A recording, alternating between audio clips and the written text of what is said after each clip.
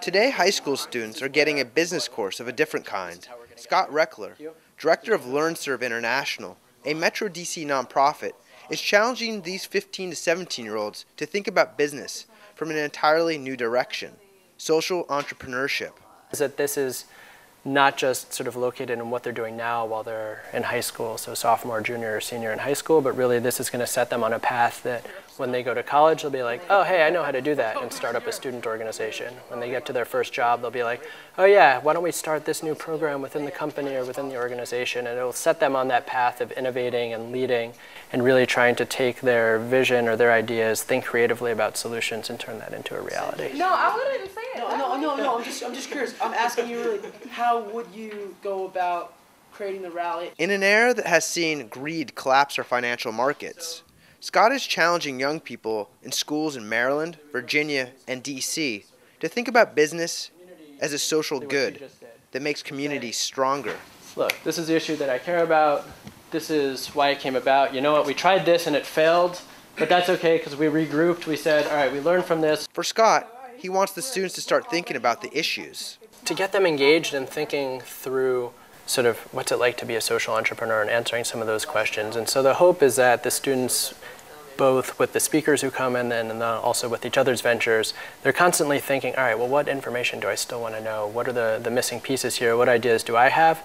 With the world becoming so interconnected through globalization, we really can't afford to have all these cultural differences be so pronounced. We really sort of individually start trying to figure out how does all of this apply to their venture, their action plan. To make the point that what they are talking about in the classroom are real-world issues, Scott brings in representatives of organizations that are dealing with real-world problems.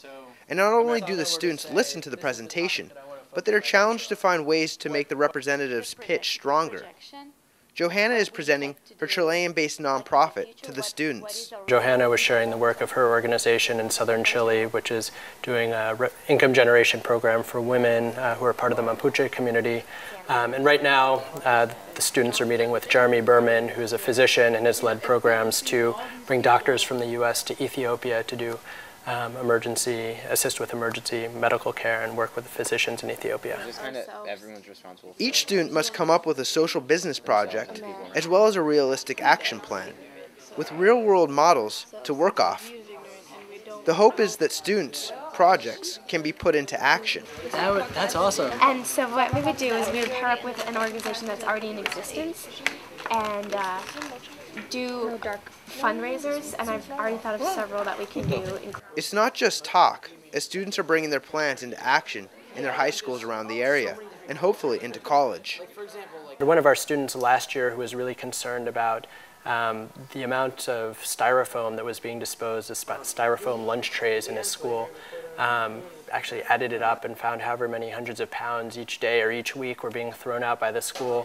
Ended up talking to the school administration, talking to a number of teachers as students, and convinced the school to convert to biodegradable or compostable trays for the lunchroom. Scott is giving these students a new way to see business, that social entrepreneurship can realistically make their community a better place.